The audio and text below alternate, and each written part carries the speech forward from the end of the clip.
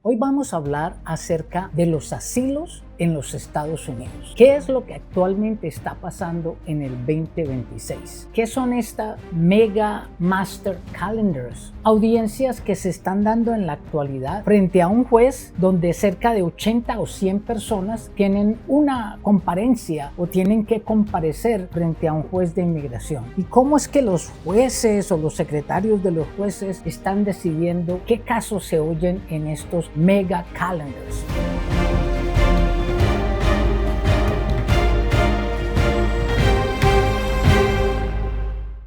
Antes de empezar a hablar de cómo son los procesos de asilo y qué es lo que está pasando, quería dar como una pequeña guía a todas aquellas personas que me han escrito porque quieren irse a otros países. Están muy estresados y muy nerviosos porque con estos mega calendars que se están dando, tienen temor que eventualmente vayan a llamarlos y les vayan a descalificar el asilo y les den una orden de deportación. Importante, si usted lleva esperando años, porque se puede esperar de 5 a 10 años por que lo llamen a uno para defender el asilo, si usted ha decidido que se va a ir a otro país, se va a ir a España, se va a ir a Francia, Inglaterra, qué sé yo, donde quiera que le ofrezcan trabajo o una posible oportunidad de estudiar, es importante que si usted tiene un asilo ya radicado y todo este tiempo ha recibido el beneficio de un permiso de trabajo, es importante que usted retire ese asilo, porque si no lo retira, eventualmente llegan a donde usted está, pues a donde usted quedó en el calendario, lo llaman y le dan una orden de deportación en ausencia. Esto es terrible si usted dentro de 15, 20 años decide regresar a los Estados Unidos, ya sea a pasear o porque ya usted es un gran profesional y va a entrar a dar una conferencia o a estudiar una especialización y usted tiene una orden de deportación en ausencia. ¿Por qué es malo? Porque no simplemente le niegan la entrada en el aeropuerto, sino que hay la posibilidad de que lo detengan, lo dejen encerrado en un centro de detención de inmigración hasta que usted vea a un juez. Y entonces usted frente al juez le dice: lo siento, señor juez, yo me fui hace 15 años, pero se me olvidó retirar el asilo. Yo me regreso. Entonces usted se regresa o inmigración lo regresa. Y eso se puede demorar 3 meses, 6 meses y usted en una cárcel. Usted no quiere eso. Si usted radicó un asilo, así usted nunca recibió respuesta, usted debe retirarlo. Se retira físicamente con una carta de retiro, la razón por la cual la está retirando, lo manda certificado, correo certificado, y usted guarda esa certificación. Usted lo retira por internet. Usted tiene que hacerlo con todas las entidades a las cuales usted mandó ese asilo. Porque recuerde que inmigración tiene una cantidad de agencias que son las que reciben la información de que usted ha pedido un asilo. Entonces, por favor, evítese un mal rato dentro de 10 o 15 años porque estos sistemas nunca borran nada, ¿cierto? Siempre lo dejan ahí. Es como la persona que tuvo un arresto. La persona que tuvo un arresto, eso nunca se borra. Independiente si a usted le perdonaron, si a usted le dijeron que eso ya se había borrado, que no se preocupara, que usted había hecho su trabajo comunitario, que no había ningún delito pendiente. Pero hay un arresto. Inmigración está muy interesado en saber si usted alguna vez tuvo un arresto. Un arresto no es una convicción, o sea, no es una culpa. Un arresto es, sí, sí, me arrestó la policía, estuve en el precinto, a lo mejor estuve 24 horas detenido, pero el caso se tumbó, el caso desapareció. Y le van a preguntar que explique qué pasó. Cuidado con esa explicación, no se vaya a enredar, ¿cierto? Busque siempre la ayuda de un buen abogado que le diga, por favor, qué responder a esa pregunta, ¿cierto? Bueno, entonces estamos hablando de los asilos en los Estados Unidos. ¿Y qué son estos mega hearings frente a un juez de inmigración?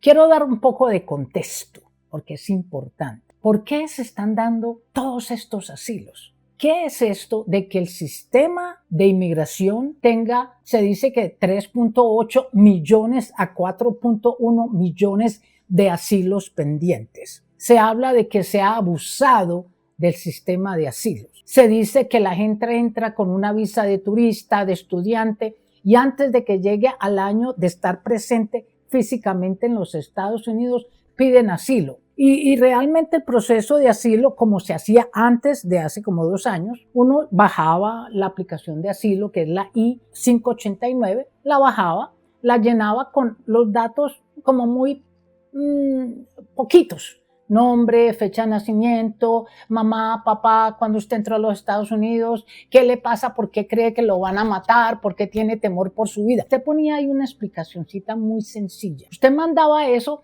Nosotros los abogados usualmente no hacemos eso, sino que tomamos una declaración bien detallada del cliente, ¿cierto? Del aplicante. ¿Por qué usted tiene temor de regresar a su país?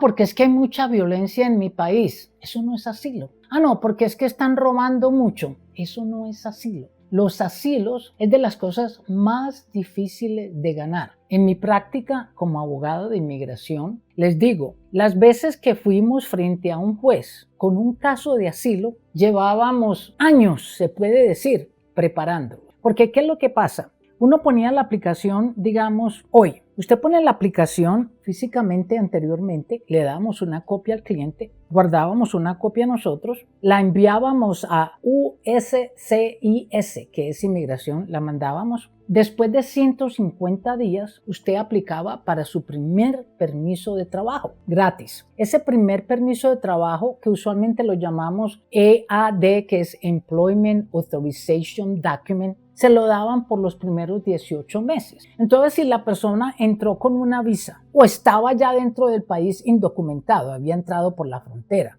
y decidió que antes de que caducara un año de presencia física, voy a poner un asilo. Y el abogado lo entrevistaba y después de estudiar el caso uno decía, posiblemente puede haber un asilo. Y el deber del abogado es decirle al cliente, realmente puede que haya un asilo. Nadie te puede prometer de que ese asilo sea aprobado.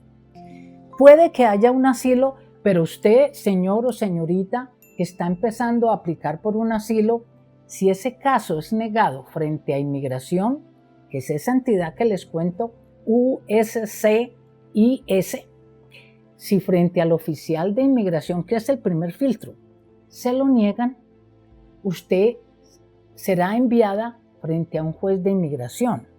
Y usted podrá de nuevo renovar su petición de asilo, pero ya usted está considerada en un proceso de deportación. Y usted podrá defender de nuevo ese asilo frente a un juez y a un fiscal del gobierno. No lo llaman fiscales, pero frente al abogado del gobierno. Usted tendrá que defender la misma historia que usted contó con detalles hace 5, 10 años, la tendrá que contar frente a ese juez de inmigración y podrá usted defenderse de todas las dudas que pueda tener el abogado del gobierno. Y ahí veremos si el juez le da ese asilo. Si el juez se lo niega, entonces podremos aplicar a la mesa de revisión que se llama The Board of Immigration Appeals, B grande IA, que ese es otro escaño del proceso de inmigración. Y si el Board of Immigration Appeals le niega a usted ese asilo, o sea, ya se lo negó el oficial de inmigración, que es todo un caballero usualmente, con mucha expertise, mucha experiencia, ya le negó ese asilo, ese primer paso. Ya usted compareció frente al juez y también se lo negó. Frente al juez podemos hacer varias apelaciones para que nos vuelva a escuchar. Y resulta que a lo último el juez dijo, no, negado el asilo. Entonces usted aplicó a la mesa de revisión, esa mesa también se lo negó. Y usted tiene suficientes recursos para aplicar fuera de ahí, de inmigración, de esa agencia de inmigración, usted tiene suficientes recursos para irse para una de las cortes de apelación, del circuito de los estados donde usted está. Si usted tiene esos recursos y usted consigue un abogado experto en esa clase de apelaciones, como hizo John Lennon en su época, que él tuvo que apelar hasta la corte de apelaciones porque lo querían deportar. A John Lennon lo querían deportar porque en Inglaterra se había declarado culpable a la posesión de unos joints, o sea, de unos marihuanos. Y cuando entró a los Estados Unidos a pedir la residencia, se le olvidó decir que él había sido arrestado por eso.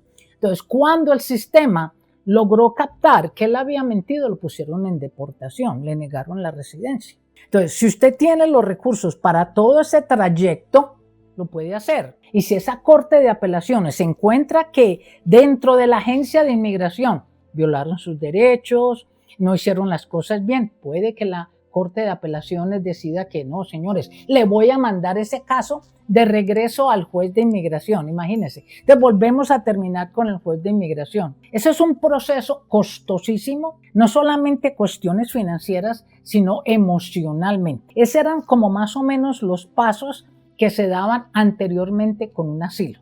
Entonces yo quería darles un poco de contenido de por qué se dan tantos asilos en los Estados Unidos antes de yo entrar a hablar de los Master Calendar Hearings de 80 a 100 personas frente a un juez hoy en el 2026.